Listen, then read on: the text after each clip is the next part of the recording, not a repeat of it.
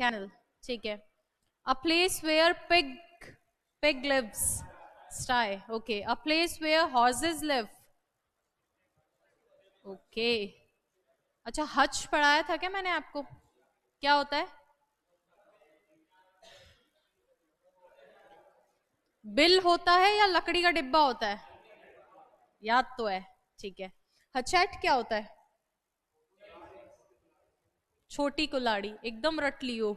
Exam तक भगवान करे ये रटा हुआ आपके दिमाग में रहे। मैं सोच रही हूँ एक बारी प्रेजेंट टेंस कंप्लीट कर ले, उसके बाद ही हम दोबारा वोकैब पे चलेंगे, है ना? ऐसे दो प्रेजेंट का पढ़ा के फिर वोकैब पे ले चलूं, डिस्टर्बेंस क्रिएट होगा। सो इट्स बेटर कि एक बारी प्रेजेंट कर ले, फिर थोड़ा वोकैब, फिर पास्ट पे शिफ्ट हो जाएंगे। फिर पास्ट और फ्यूचर साथ में कर लेंगे, क्योंकि फ्यूचर में ज्यादा कुछ होता नहीं है। वो आपका फ्यूचर है जो ब्राइट होगा। हाँ, क्या पढ़ रहे थे मुझे एक बार याद दिलाओ लास्ट में। हम्म, इंटेरोगेटिव सेंटेंस पढ़ रहे थे। मुझे इस स्लाइड में बताना, क्योंकि यहाँ से तो वो मिट जाता है, हट जाता है सब। तो यहाँ तो वही स्लाइड खुलेगी शुरू से। कहाँ तक पढ़ा दिया है मैंने? Actions of present simple tense बता दिए क्या? चलो बता दो, क्या क्या बताया था? हैबिचुअल एक्शन और रूटीन एक्शन और सार्वभौमिक सत्य यानी यूनिवर्सल ट्रुथ, और फ्रीक्वेंसी ऑफ एक्शन क्या होता है? कोई काम कितनी बार हो रहा है, वेरी गुड। और सेइंग्स क्या होती है? कोई कहावत है, किसी आदमी ने बहुत बड़ी बात कर दी हो, ठीक है। चलिए, तो यही पढ़ा था। एक्शंस हमने कंप्लीट कर लिए थे, सारों के एग्जाम्पल हमने देख लिए थे वन बाय वन। नेक्स्ट अगर मैं बात करूं, आइडेंटिफिकेशन ऑफ प्रेजेंट सिंपल बताया था क्या? हिंदी में कैसे करोगे? ता है, ती है, ते है, या फिर एक्शंस से। एक्शन सारे एक साथ देख ही लिए। और इंग्लिश में कैसे आइडेंटिफाई करोगे? हेल्पिंग वर्ब से कर सकते हो क्या? इंग्लिश में हेल्पिंग वर्ब से कर सकते हो। कौन कौन सी हेल्पिंग वर्ब है? डू या डस। डू कब कब लगेगा? प्लूरल नाउन या सिंगुलर नाउन? Plural noun. और प्रोनाउन कौन से? आई, वी, यू, दे, ठीक है। और सिंगुलर डस के साथ में। एस स्टैंड्स फॉर सिंगुलर, तो जहां जहां एस है वहां वहां सिंगुलर है। क्लियर है क्या? अच्छा, ठीक है। और आइडेंटिफिकेशन केवल हेल्पिंग वर्ब से कर सकते हैं। और अफर्मेटिव सेंटेंस तो हेल्पिंग वर्ब से बनता ही नहीं है। अरे, अफर्मेटिव लिखवाए हैं क्या? अफर्मेटिव कैसे बनता है? मेन वर्ब की फर्स्ट फॉर्म से। तो मेन वर्ब की फर्स्ट फॉर्म के साथ में एस या एस लग रहा है या नहीं लग रहा है? कुल मिला के या तो हेल्पिंग वर्ब देख लो डू डस, हेल्पिंग वर्ब देख लो डू डस, या फिर मेन वर्ब की फर्स्ट फॉर्म दिख जाए आपको एस या एस के साथ में या एस या एस के बिना। दोनों ही ये केसेस किसके अंदर आते हैं? प्रेजेंट सिंपल टेंस में। या फिर आप एक्शंस को आइडेंटिफाई कर पा रहे हो। क्लियर है यहां तक की बात? चलिए आगे बढ़ते हैं। हमने rules of present simple discuss कर लिए थे। Helping verb according to subject हमने डिस्कस कर लिया, रिवाइज भी कर लिया। आगे था इंटेरोगेटिव सेंटेंस। इंटेरोगेटिव सेंटेंस बता दिए थे ना, तीनों टाइप के बता दिए थे। अच्छा, यस और नो वाले कैसे बनते हैं? हेल्पिंग वर्ब से। यस और नो वाले कौन से होते हैं? कि जिन प्रश्नों का जवाब यस और नो में से आएगा वो किससे बनते हैं?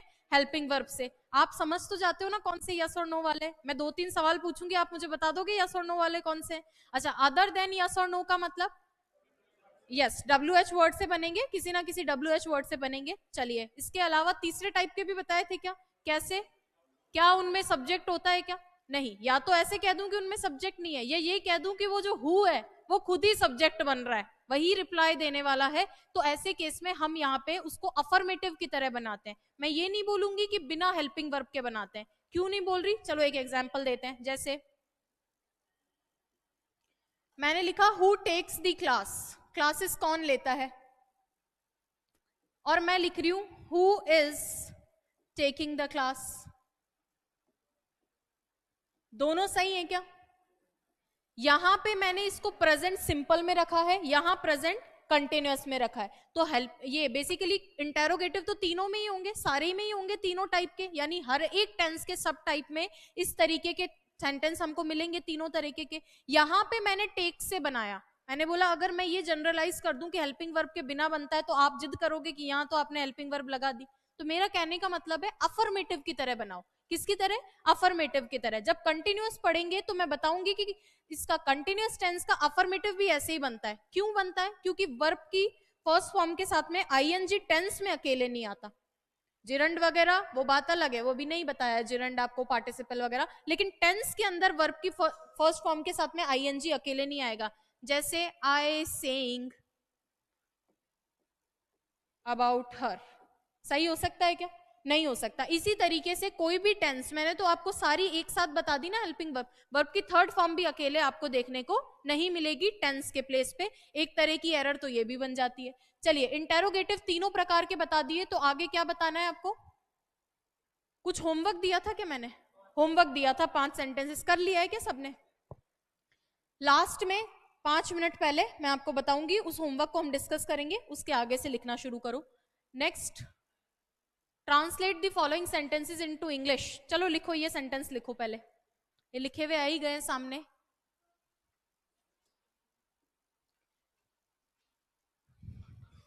बिल्कुल मैंने सेंटेंस बनाने दिए थे, सेंटेंस में डिस्कस करूंगी आपके साथ में, सारे ही बता दूंगी। एक बार ये सेंटेंस लिखो आप,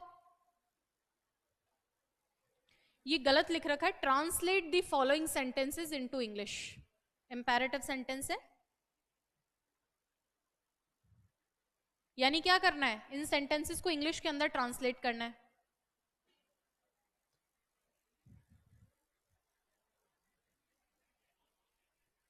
अगेन घर पे ट्राई करना इन क्वेश्चंस को आप, है ना, अपन कल वाले डिस्कस करेंगे।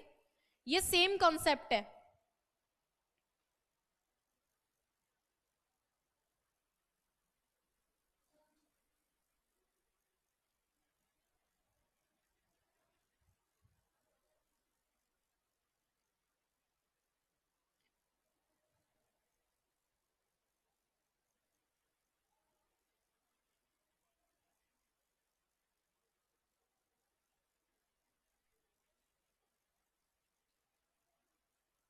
अब पहले मेरे को बताओ, इसमें से यस और नो वाले कौन से बनेंगे? एक बारी मेरे को सिर्फ आपको पढ़ के मुझे बताना है, जिससे आपको मैं ये बता दूं कैसे बनना है, फिर ट्राई आप करोगे ना इनको। चलिए, तुम क्या करते हो, यस और नो या विदाउट यस और नो? पता चल रहा है, मैंने आपसे पूछा तुम क्या करते हो, तो तुम हाँ बोलोगे क्या? नहीं, आप काम बताओगे। तो अदर देन यस और नो है, हु वाला सेंटेंस भी नहीं है, कौन वाला सेंटेंस भी नहीं है, तो टाइप 2 है क्या ये? है ना, टाइप में ऊपर नीचे ना लिख दूं, मतलब 1 को 2 2 नहीं लिख दूं, आप अपने अकॉर्डिंग, अपने नोट्स के अकॉर्डिंग बताना। तो ये टाइप 2 है क्या? चलिए अगला सेंटेंस बताओ, क्या तुम काम करते हो? करते हो क्या?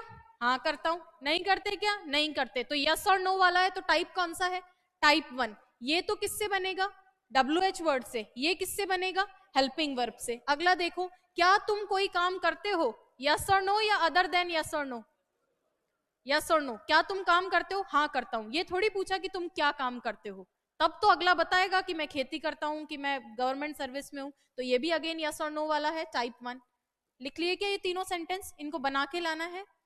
आगे देखो, कुछ और भी लिख रखे हैं, ये भी लिख लो, जल्दी जल्दी लिखो। पर ये एक तरह से एडिशनल सर्विस मान लो, क्योंकि टॉपिक अपन पढ़ चुके हैं, डिस्कशन अपन कर चुके हैं।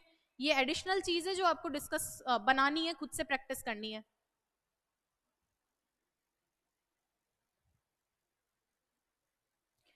क्या आपके पास समय है? कौन सा टाइप है? क्या आपके पास समय है क्या? हाँ है या नहीं है, यानी टाइप 1 हो जाएगा। तो समझदार हो गए हो आप सभी, बना सकते हो, हेल्पिंग वर्ब से बनेगा। दूसरा देखो, क्या तुम कहीं काम करते हो? क्या तुम कहीं काम करते हो? हाँ करता हूं या नहीं करता, टाइप 1 अगेन। तीसरा देखो, क्या तुम घर पर पढ़ते हो? अरे पढ़ते हो क्या?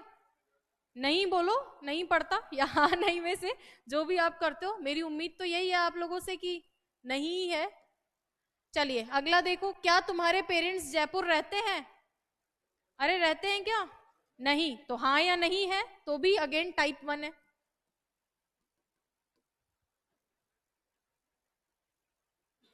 कोशिश करना, स्ट्रक्चर्स मैंने तीनों आपको बनवा दिए हैं, उसके अकॉर्डिंग इनको डील करने की।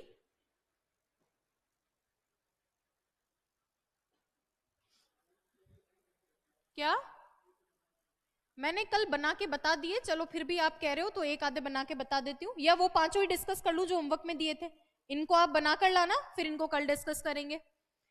5 वो वाले सेंटेंस बताओ। मैंने तो यहां से मिटा दिए,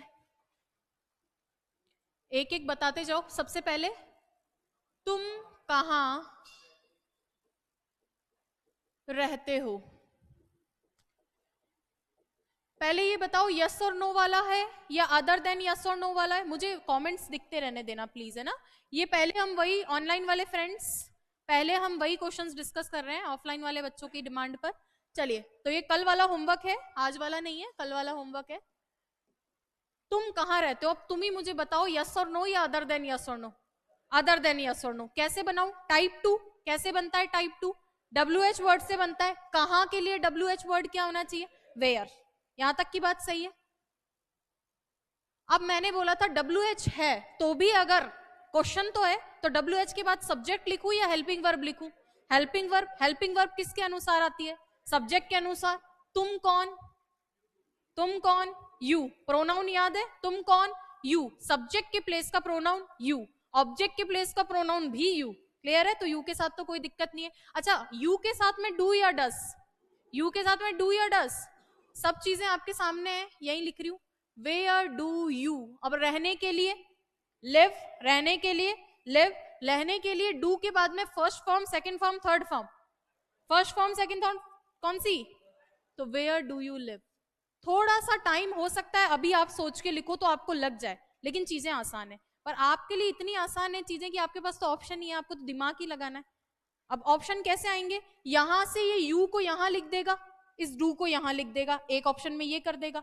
ज्यादा से ज्यादा यहां लिव्ड लगा देगा, तो उसके पास ज्यादा ऑप्शन नहीं है, क्योंकि वो स्टेट एग्जाम को डील कर रहा है, तो वो आपके साथ ज्यादा एक्सपेरिमेंट नहीं करेगा। क्लियर है क्या? तो आप तो बेसिक से चलो, सब चीजें हो जाएगी। आपको ट्रांसलेट करने के लिए नहीं देंगे, लेकिन ट्रांसलेशन अगर आ जाता है तो आप पैसेज वगैरह में थोड़ा आसानी से डील कर पाओगे। अगला क्वेश्चन बोलो, दूसरा क्वेश्चन बोलो भाई, क्या था? क्या तुम टीवी देखते हो? बताओ भाई, देखते हो क्या?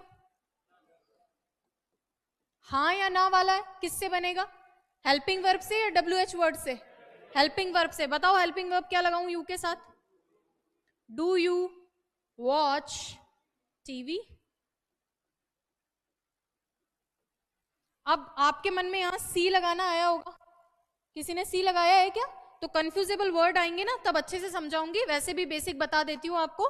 टीवी वगैरह किसी दृश्य को जनरली हम टीवी को देखने के लिए वॉच लेते हैं, और नॉर्मल इन बेयर आंखों से कोई दृश्य देख रहे हो, कोई चीज देख रहे हो, उसको सी किया जाता है। ठीक है ना? तो ये कंफ्यूजेबल वर्ड में अच्छे से डिटेल में लुक, सी, वॉच, ये सारे वर्ड्स बताएंगे। ये क्लियर है क्या? बट हमेशा ध्यान रखना, टीवी क्या की जाती है? वॉच की जाती है। ये लिख लिया। इसमें दोनों किसके सही थे?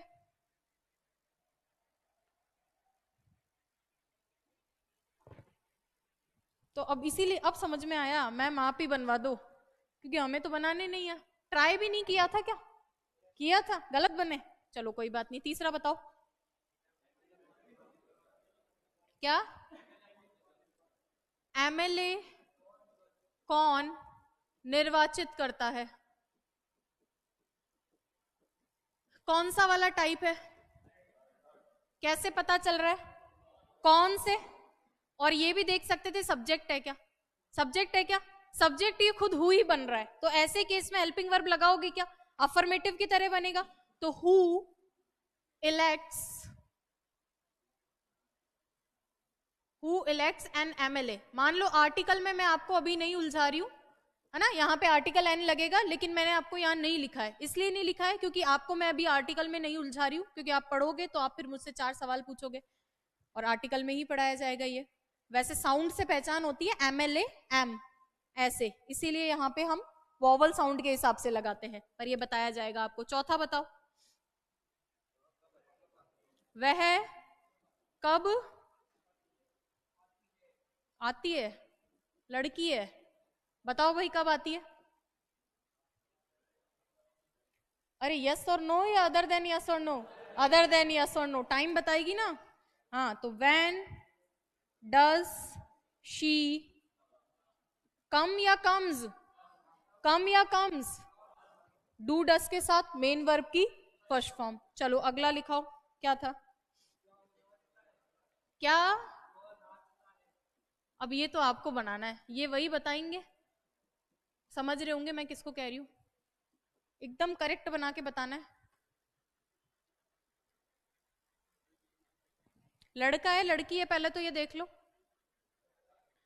आओ उनको भी देखने दो। सबका साथ सबका विकास ना। अरे साथ मत दो यार, ऐसे साथ मत दो। चाय में साथ देना, यहाँ क्लास में साथ मत दो। कौन सा वाला है, यस और नो या अदर देन यस और नो? तो हेल्पिंग वर्ब से तो बनेगा। क्या लगाऊं हेल्पिंग वर्ब? अरे एक मिनट, डू या डस? डरो मत, डू या डस? कैसे पता चला? वह नाचता है, ही लगाऊंगी तो डस ही, और नाचने की वर्ब डांस। काम खत्म। आधा तो डर ही है जो सीखने नहीं दे रहा।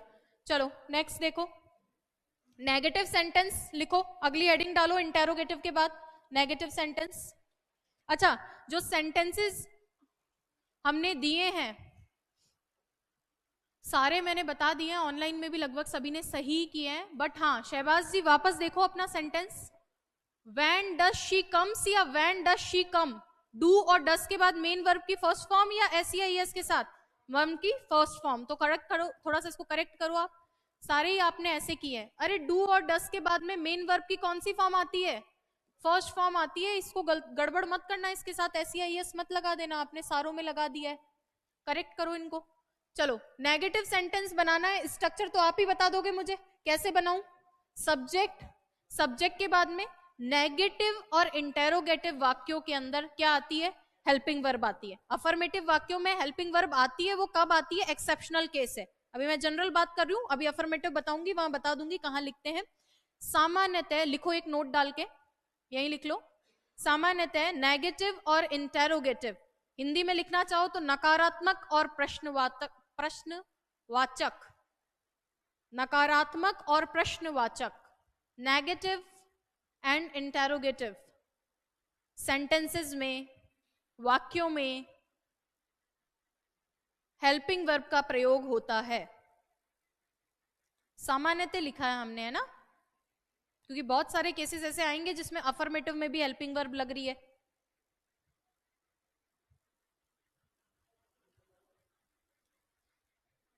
मतलब नेगेटिव इंटेरोगेटिव में तो होगा ही होगा, अफर्मेटिव में कहां होगा वो मैं आपको बताऊंगी। क्या? हेल्पिंग वर्ब का इस्तेमाल होता है, हेल्पिंग वर्ब का इस्तेमाल। और अफर्मेटिव इसलिए नहीं लिखा यहाँ पे क्योंकि अफर्मेटिव में कुछ में होता है कुछ में नहीं होता, जहां होगा मैं खुद बताऊंगी आपको, है ना। चलिए यहाँ पे बताओ नेगेटिव सेंटेंस कैसे बनेगा? हेल्पिंग वर्ब से बनेगा क्या? हाँ जी बनेगा। हेल्पिंग वर्ब के जस्ट बाद में नॉट। देखो नेगेटिव सेंटेंस हमेशा नेगेटिव जब भी आपको बनाना हो, नॉट का इस्तेमाल हेल्पिंग वर्ब के जस्ट बाद। और भी तरीके से नेगेटिव बनते हैं, एडवर्ब वगैरह लग के, ट्रांसफॉर्मेशन में सारे तरह के नेगेटिव पढ़ेंगे, लेकिन अभी हम पढ़ रहे हैं कि टेंस के अंदर जब आप वर्ब का इस्तेमाल कर रहे हो तो ये जो नॉट है, ये नॉट हेल्पिंग वर्ब के जस्ट बाद आएगा। मॉडल में भी इस नॉट का इस्तेमाल अपन ने सीखा था ना, तो मॉडल में कब आता था? मॉडल के जस्ट बाद में। अच्छा, जिन्होंने नई मॉडल पढ़े उनको बता देंगे, उनकी एक चिंता, एक हेडेक हो गई है, संडे को बुला के करवा देंगे मॉडल वाला topic. Subject, helping verb, helping verb के बाद नॉट, नॉट के बाद में मेन वर्ब, ठीक है। हेल्पिंग वर्ब हमारी डू डज आएगी तो मेन वर्ब की फर्स्ट फॉर्म ही आएगी, कोई उसमें चिंता की बात नहीं है।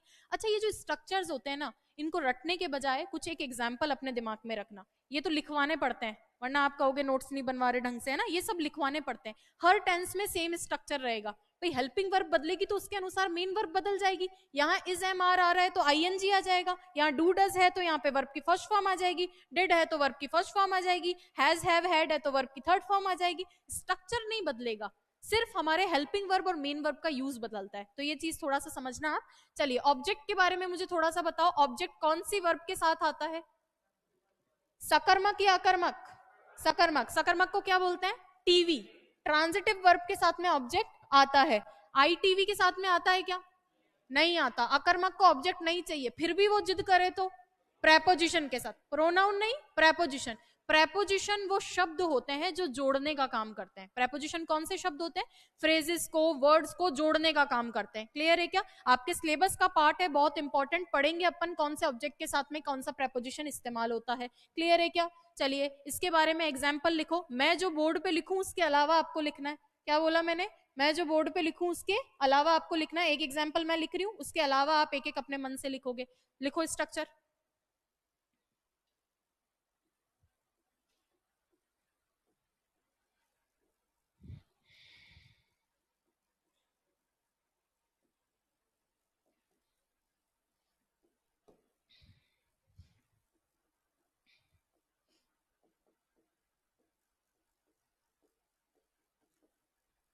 अच्छा, एक चीज मैं पूछ रही हूँ, मैंने आपको डू और हैव के बारे में बताया है क्या, अलग से पर्टिकुलरली डू और हैव, कि ये मेन वर्ब भी होती है और हेल्पिंग वर्ब भी होती है? बता दिया है ना? चलो आज थोड़ा सा उसका रिवीजन भी दे देंगे, हल्का सा एक क्विक रिवीजन दे दूंगी, है ना? ऐसे स्ट्रेंजली मुझे मत देखो बस।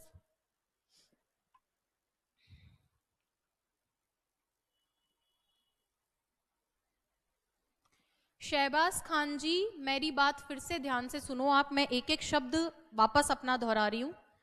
तीसरे प्रकार के वाक्य में यानी इंटेरोगेटिव पार्ट 3 में वो कह रहे हैं आपने हु के बाद में इलेक्ट्स लगाया।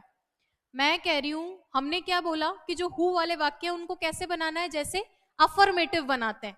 तो अफर्मेटिव कैसे बनते हैं? मेन वर्ब की फर्स्ट फॉर्म के साथ में अगर सिंगुलर का भाव है तो एस लगाओ, और सिंगुलर का भाव नहीं है तो मत लगाओ। कौन चुनता है? तो अगर हम एक इंडिविजुअल पर्सन की बात कर रहे हैं कि भाई आदमी चुनता है, कौन चुनता है, इस जनरल सेंस के अंदर सिंगुलर के भाव की वजह से वहां एस लगा था। जबकि डू डस अपने बाद मेन वर्ब की फर्स्ट फॉर्म ही लेते हैं विदाउट एस या ईएस। ये चीज आप थोड़ा सा समझो। तीन अलग अलग केसेस हैं, तीनों को बनाने का अलग अलग तरीका है, तीनों को मिक्स करके खिचड़ी मत बनाओ। बना लिए कि इसके अलावा एक एक एग्जाम्पल आप लोगों ने? हाँ देखो, ऑनलाइन में तो बना दिए। हाँ गुड, समझ में आ गया। तो मनोज डजंट लाइक एप्पल्स, बना लिया? क्या बनाया? इंग्लिश में बोलो यार, अब तो इंग्लिश की क्लास में बैठो। ठीक है, कम टू है ना, इंट्रांजिटिव है, चलो कोई दिक्कत नहीं है। हाँ नहीं बनाओ, अरे कैसे काम चलेगा ऐसे? तो बना दो एक नॉर्मल सा वाक्य इधर लास्ट में। एक वाक्य बनाना है, क्या बनाने लग गए? इसके अलावा लिखा है ना, ये तो लिखना ही है, इसके अलावा लिखना है। लिख लिया क्या? भगवान करे वो आपने सही लिखा हो, है ना? गलत लिख के फिर नोट्स में, वो भी मेरे नोट्स में, कल को कोई देखेगा तो कहेगा वो तो आपने अपने मन से लिखा है, ब्रैकेट में अपना नाम लिख दो, है ना? कोई को अपने नोट्स मत दिखा देना। अफर्मेटिव सेंटेंस, अफर्मेटिव सेंटेंस कैसे बनेंगे भाई?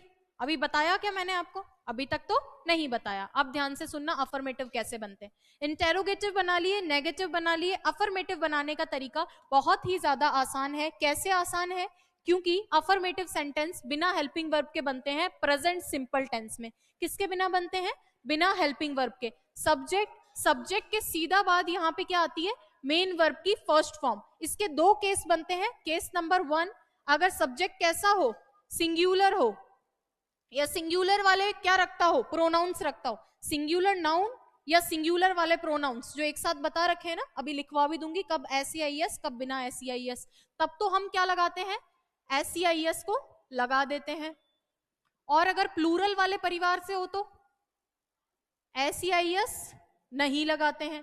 अरे ऑब्जेक्ट के बारे में आप मुझे बताओ, आएगा कब? ट्रांजिटिव है तो नहीं आएगा कब? और फिर भी मेरी तरह जिद्दी हो तो प्रेपोजिशन के साथ में। क्लियर है? लिखो चार चार एग्जाम्पल प्रति व्यक्ति, मैं जो चार लिखूं उसके अलावा। दो लिख दो, चलो दो मैं लिख देती हूँ, दो तो लिख दोगे ना? अरे दो मैं लिख दूं, दो तो आप लिख दोगे, चलो दो मैं लिखती हूँ, दो आप लिखो।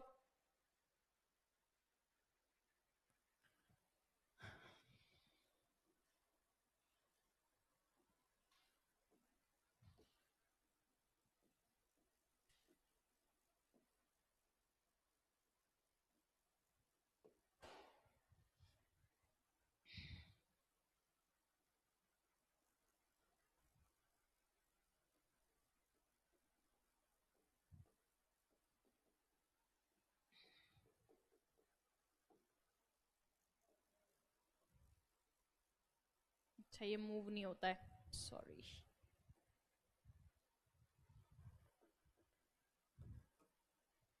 हिंदी भी लिखूं इनकी?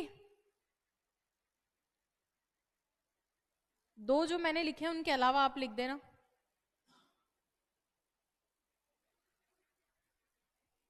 मैं नेक्स्ट पेज चेंज कर लूं क्या? ये लिख लिया क्या आपने? चलो लिखो एक बारी, मैं नेक्स्ट पेज पे लिख देती हूँ एस कब लगता है कब नहीं लगता।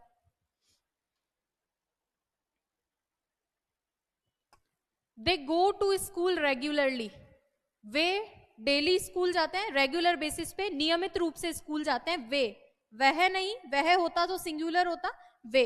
अच्छा, आई वॉच नेटफ्लिक्स डेली, इसका मतलब मैं डेली नेटफ्लिक्स देखती हूँ। आप जो भी देखते हो लिख लेना अपने अनुसार। अच्छा, SEIS कब लगेगा कब नहीं लगेगा बता सकते हो क्या?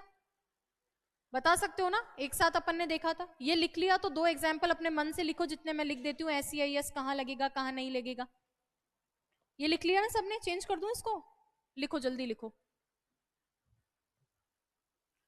इसके अलावा 2 एग्जाम्पल ऑनलाइन में भी जो मैं एग्जाम्पल लिखती हूँ, इसके अलावा 2।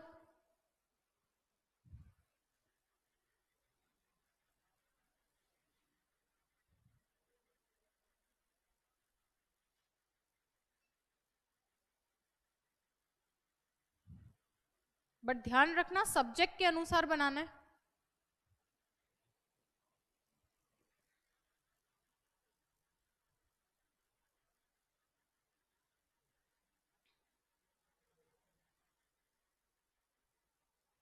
पानी की बोतल आप प्लीज दे देना मुझे। पानी, पानी। मेरी बोतल रखी हुई है केबिन में, है ना, स्टील की बोतल रखी हुई है।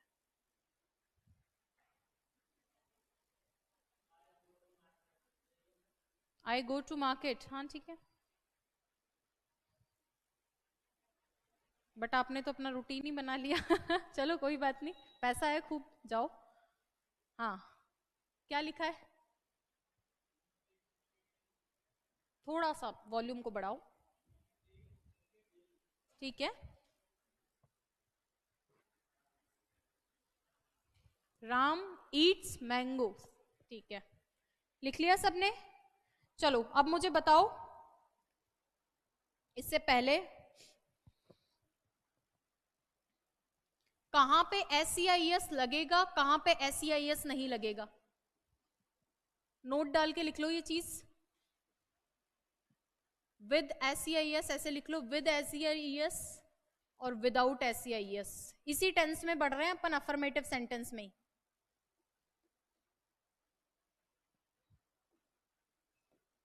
बताओ भाई, SEIS सिंगुलर के साथ या प्लूरल के साथ में? Without SEIS। प्रोनाउन बताओ, दे दो मुझे, दे दो, थैंक यू। प्रोनाउन बताओ, सिंगुलर कौन कौन से? ही, शी, इट। और प्लूरल वाले बताओ, आई, वी, यू, दे। अच्छा, ये आपने कभी सोचा है क्या, आई और यू तो सिंगुलर ही है? अरे आई मतलब मैं अकेली हूं, यू मतलब तुम अकेले हो, यही है ना, लेकिन फिर भी हम इनको प्लूरल वाले के साथ में रखते हैं। ध्यान रखना इस चीज को थोड़ा सा। हमारे जो प्रोनाउंस होते हैं ना, वो 3 तरीके के होते हैं, 3 सब्जेक्ट में काम करते हैं। क्या हो गया इसके? ठीक है, 3 पर्सन होते हैं प्रोनाउन के, चाहो तो लिख लो यहां पे अलग से। फर्स्ट पर्सन,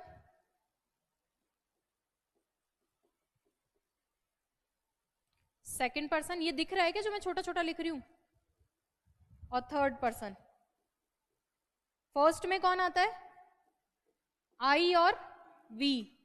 पहले मैं या हम, पहले खुद, अरे मेरे पास अनार है, पहले कौन? मैं और हम जो यहाँ पे है। फिर तुम सामने हो, मेरी शक्ल देख रहे हो तो तुम, सेकंड नंबर पे यू। उसके अलावा जो भी हैं अदर, उनको बाद में देंगे, पहले मैं खाऊंगी, फिर तुम, फिर बाद के लोग तीसरे।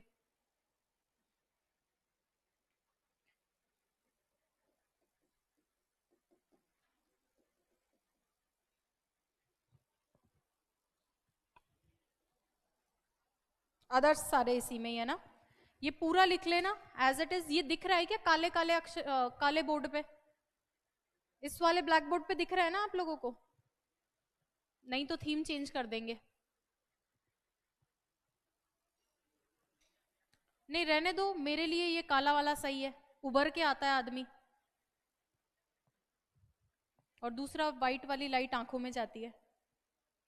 ठीक है क्या, हटा दूं इसको भी। चलो अगली चीज एम्फेसाइज वाली है। कभी कभी वर्ब को एम्फेसाइज करने के लिए वर्ब के पहले ये इस्तेमाल किया जाता है। सुनो वापस यहीं चलो, मैंने आपको क्या बताया, अफर्मेटिव सेंटेंसेस में हेल्पिंग वर्ब की जरूरत होती है क्या, नहीं होती। मैंने बोला था जरूरत होती है एक्सेप्शनल केस में, तो वो आपको बताया जाएगा। जनरली तो हम नहीं लगाते, लेकिन अगर हम लगा रहे हैं तो वो एम्फेसाइज करने के लिए। तो आपको तो कहीं लगाना नहीं है, लेकिन लगा हुआ कहीं देखो, मान लो कोई पैराग्राफ आपके सामने आया है और इस तरीके से लिखा हुआ हो, I do agree with you,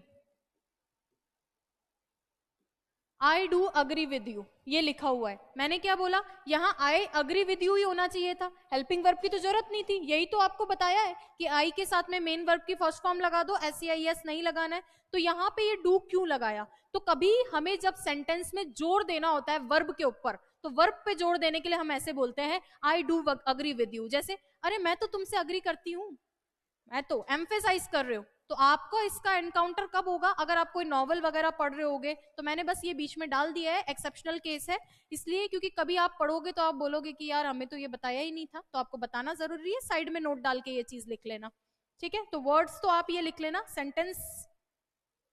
sentence वहां लिख देती हूँ वापस, ये पहले वर्ड्स लिख लो अच्छे से शब्दों में। कभी कभी वर्ब को एम्फेसाइज करने के लिए वर्ब के फर्स्ट फॉर्म के पहले इनका इस्तेमाल किया जाता है। अब सिंगुलर, अब ये बताऊंगी नहीं, सिंगुलर है तो डज आ जाएगा, प्लूरल है तो डू आ जाएगा, और इनके बाद में मेन वर्ब की फर्स्ट फॉर्म, और ये डिड। और इनका सेंस क्या होता है, एम्फेसाइज। अरे मैं तो हाँ कर ही रही हूं, तो ही भी ये जोर ही देने का काम करते हैं। I do agree with you, यहां लिख लो अब वो, मैं तो तुमसे अग्री करती ही हूं। I do follow traffic rules, मैं तो ट्रैफिक रूल्स फॉलो करता ही हूं।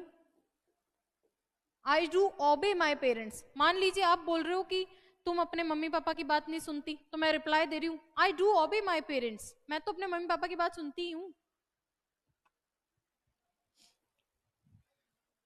शब्द आप इस तरीके से लिख लीजिए। सैटरडे को भी क्लास होगी,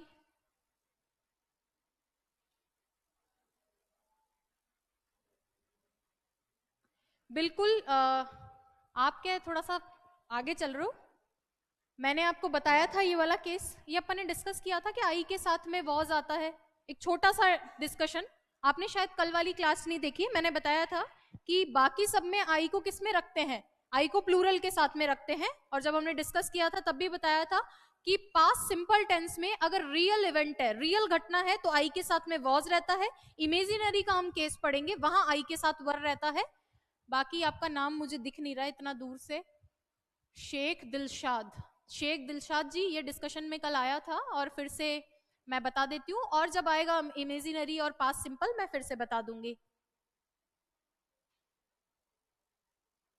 नहीं ये ऐसे मत करो प्लीज कि आई प्रेजेंट में ही प्लूरल है बाकी जगह सिंगुलर है, ऐसा नहीं होता है।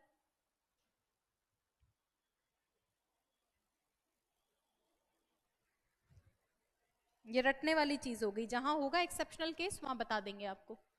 ये लिख लिया आप सबने, चेंज करूं स्लाइड, चलिए keywords of present simple tense, heading डालो नेक्स्ट। अभी तक हमने क्या क्या देख लिया, आइडेंटिफिकेशन देख ली, डेफिनेशन देख ली, पहचानना सीख लिया। इसके अलावा हमने क्या देखा, रूल्स देख लिए, हेल्पिंग वर्ब्स देख ली, अफर्मेटिव, नेगेटिव, इंटेरोगेटिव बनाना सीख लिया। नेगेटिव इंटेरोगेटिव सेम ही तरीके से बनता है, बस उसमें नकारात्मक और प्रश्न दोनों हो जाते हैं, ठीक है क्या। चलिए अगला जो चौथा केस है वो हमें डिस्कस करना है, वो है keywords of present simple tense. Keywords का मतलब बेसिकली एक तरह से एडवर्ब्स बोल सकती हूँ इनको, मैं क्या बोल सकती हूँ, एडवर्ब्स, यानी इन शब्दों को देखकर आप पता लगा सकते हो कि टेंस कौन सा है, प्रेजेंट सिंपल टेंस है। क्लियर है क्या, तो ये वो शब्द है जिनसे आप आसानी से आइडेंटिफाई कर लो कि हमारा टेंस कौन सा है, प्रेजेंट सिंपल टेंस। पहली बात तो जरूरी नहीं है कि एक एडवर्ब मैंने यहां लिख दी तो वो बस यहीं रहेगी, कुछ कुछ एडवर्ब्स कई मल्टीपल टेंस में काम आती है, जहां जहां काम आएगी वहां वहां मैं लिखवाती जाऊंगी। लेकिन ये मत मान लेना कि जैसे एक एडवर्ब मैंने कहीं लिखवा दी तो फिर दोबारा मैं उसको कभी रिपीट ही नहीं करूंगी। जैसे एग्जांपल दूं, वाइल है, वाइल प्रेजेंट कंटिन्यूअस में भी आएगा, वाइल पास्ट कंटिन्यूअस में भी आएगा। तो एक ये मान मत लेना, कुछ एक ही टेंस में रहती है, कुछ एक से ज्यादा टेंस में भी रहती है, तो जहां जहां आएगी मैं खुद अपने हिसाब से आपको मेंशन करवा दूंगी। आपका क्या काम है, आपका काम है कि अपने सेंस के साथ में इनको भी ध्यान में रखना। वैसे तो सबसे ऊपर किसको रखना है, सेंस को। आप ट्रांसलेट करके जितना सही कर सकते हो आंसर को, उतना किसी चीज से नहीं कर सकते, फिर भी ये एडवर्ब्स आपको दिमाग में रखनी है। एक साथ कुछ एडवर्ब्स मैं यहाँ पे बता देती हूँ, फिर one by one her adverb का एग्जाम्पल देख लेंगे और उसी के अंदर बात करेंगे। एक साथ लिख लो पहले सारी कीवर्ड्स या एडवर्ब्स बोल दूं, जितनी याद आ रही है लिख देती हूँ।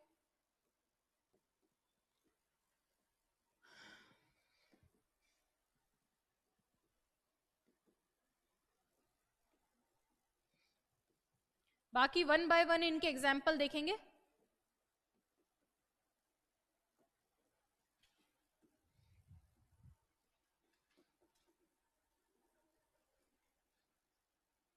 लिख लो आप भी।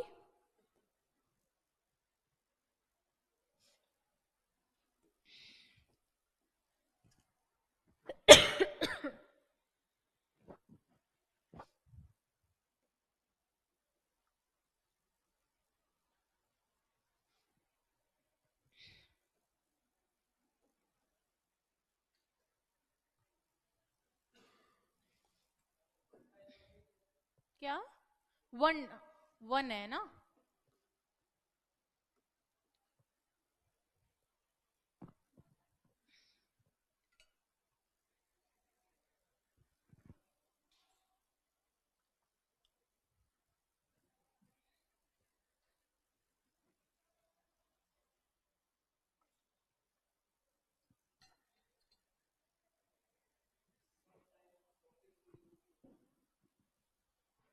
लिख लो समटाइम्स।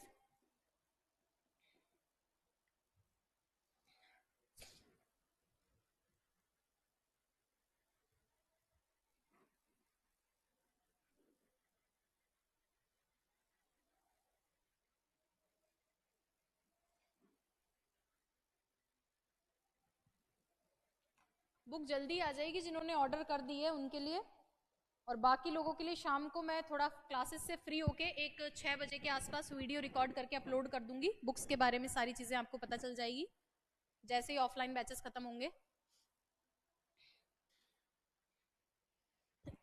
ठीक है क्या, ये हमने एक साथ लिख लिए कीवर्ड्स। अब हम वन बाय वन इनको डिस्कस करते हैं।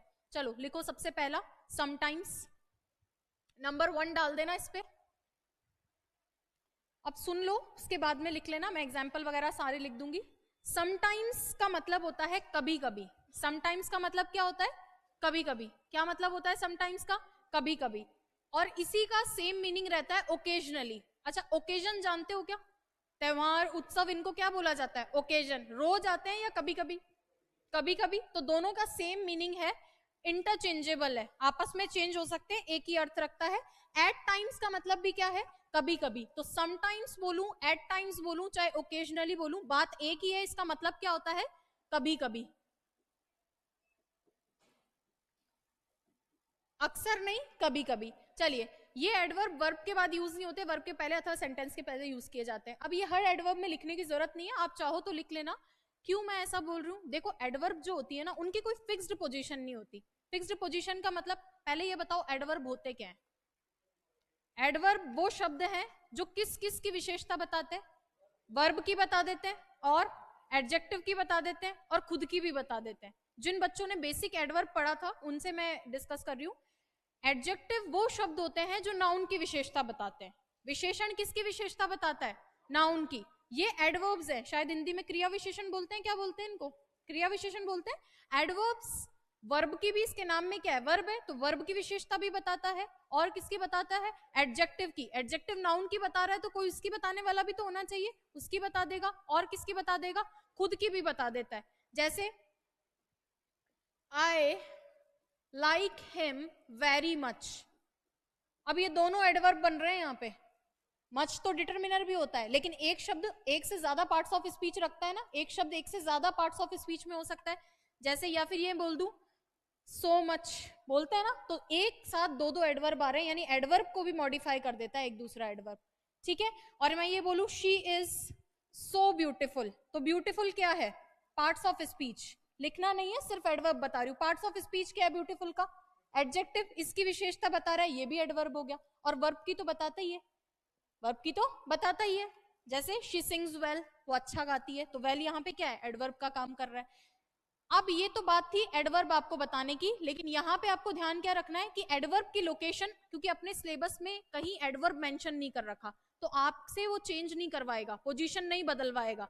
आपसे ज्यादा से ज्यादा क्या करवा सकता है? एडवर्ब का मीनिंग आप जानो। तो जहां पे हम टेंस पढ़ेंगे ना, टेंस के साथ साथ में मैं आपको एडवर्ब के मीनिंग बताती जाऊंगी, तो आपका काम बन जाएगा। क्लियर है क्या? चलिए, ये एडवर्ब्स वर्ब के बाद यूज नहीं होते हैं, ये किसके पहले होते हैं? वर्ब के पहले या स्टार्टिंग में। इसको मैं, ये जो लाइन लिख रखी है, इसको मैं यहाँ पे एग्जाम्पल से आपको बताती हूँ, ज्यादा समझ में आएगा।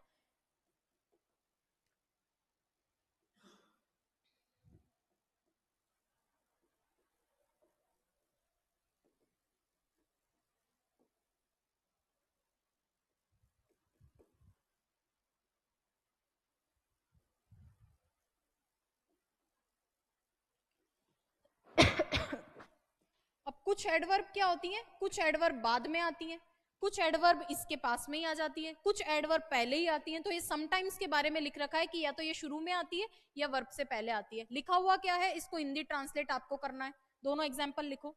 यहाँ ओकेजनली भी लिख सकती थी, एट टाइम्स भी लिख सकती थी, बात एक ही है। ठीक है क्या? इंटरचेंजेबल है।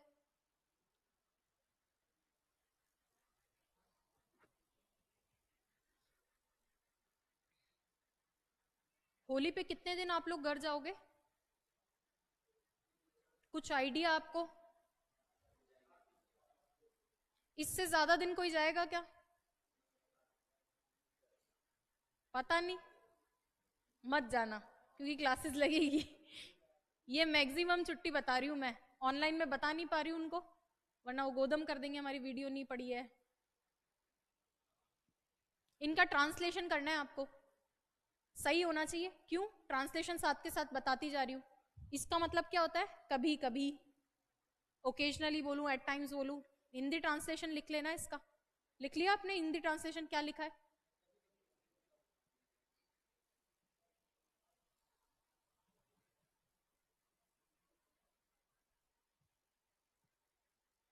यही समटाइम्स की जगह रेगुलरली होता तो ट्रांसलेशन एडवर्ब के जगह बदल जाता।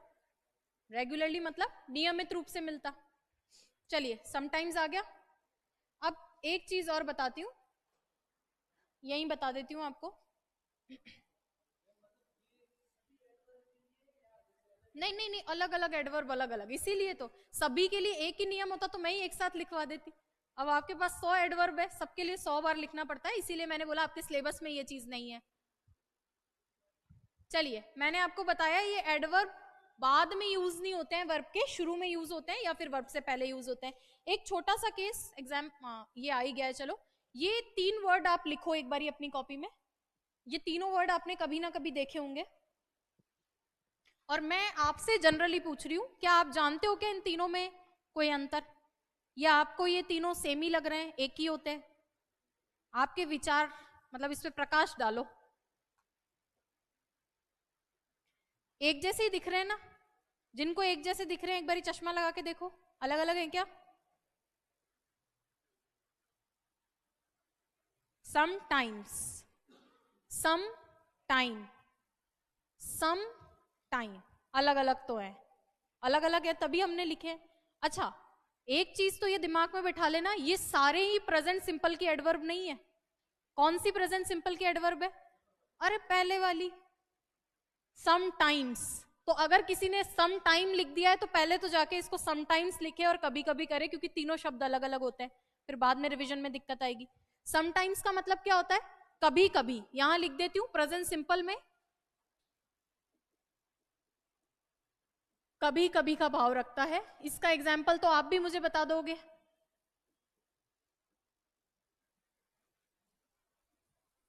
Sometimes she visits my place, कभी कभी वो मेरा प्लेस विजिट करती है। मेरा प्लेस से यहाँ मतलब है मेरा घर या मैं जहां रहती हूँ। ठीक है, मेरा प्लेस का मतलब मेरी जगह जहां मैं रहती हूँ। होम भी हो सकता है, ऑफिस भी हो सकता है, कुछ भी।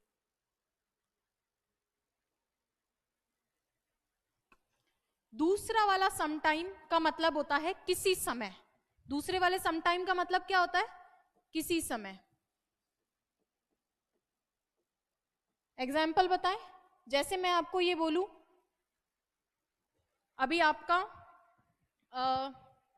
आपका मेरे पास कॉल आया and I am extremely busy, मैं फोन नहीं उठा पाई, मैं आपको टेक्स्ट मैसेज कर रही हूँ, मैं तुम्हें किसी समय कॉल करूंगी। किसी समय मतलब वो समय जब मेरे पास टाइम होगा। तो किसी समय का मतलब हिंदी समझ रही हो, हिंदी समझना ज्यादा इंपॉर्टेंट है यहाँ पे। मैं तुम्हें किसी समय का मतलब किसी और समय जब मेरे पास टाइम होगा। तो जब किसी समय वाला भाव हो तो समटाइम्स नहीं लिखोगे, क्या लिखोगे? समटाइम। जैसे I will call you sometime, I will meet you sometime. तो यहां पे मैंने प्रेजेंट सिंपल नहीं लिखा है ताकि आप वो दिमाग में सेट ना करो कि ये समटाइम को देख के ही आप प्रेजेंट सिंपल लगाओ। आई will call you sometime Hindi translation लिखो इसका, मैं तुम्हें किसी समय कॉल करूंगा मतलब जब भी मुझे टाइम मिलेगा।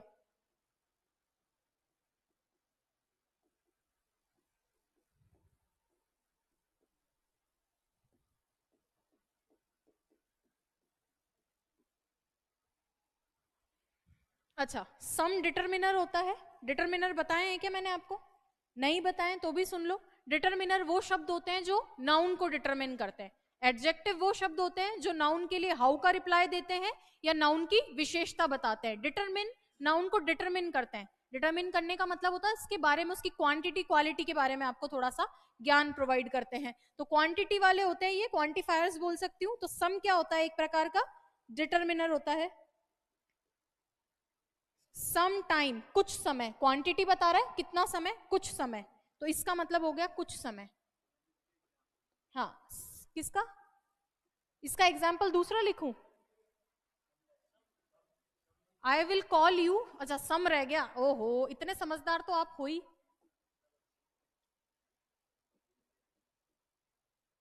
ये एक साथ है ना? चलो, डिटरमिनर, डिटरमिनर के बाद में ये टाइम नाउन बन रहा है। ये दोनों अलग अलग हैं, ये दोनों साथ में अटैच हो रखे हैं और इसमें एस बी आ रहा है। तीनों डिफरेंट डिफरेंट है, तीनों को ध्यान में रखना ना बस। सम टाइम, जैसे मैं लिख दूं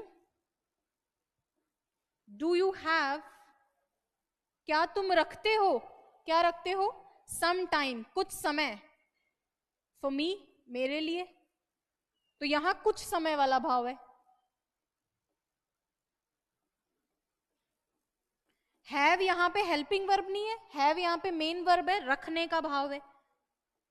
ये कल मैं आऊं ना तो मुझे पहले बताना कि ये थोड़ा हैव और डू डिस्कस करूंगी। एक बार ये अभी लिखो, आज के लिए इतना ही। चलिए, कल मैं आऊं तो मुझे क्या याद दिलाओगे? हैव और डू को डिस्कस करना है। चाहो तो लिख लो अपनी कॉपी में जहां नोट्स खत्म हो रहे हैं अभी कि ये डिस्कस करना है। इसको नोट करो आप। Thank you so much, next class में मिलते हैं।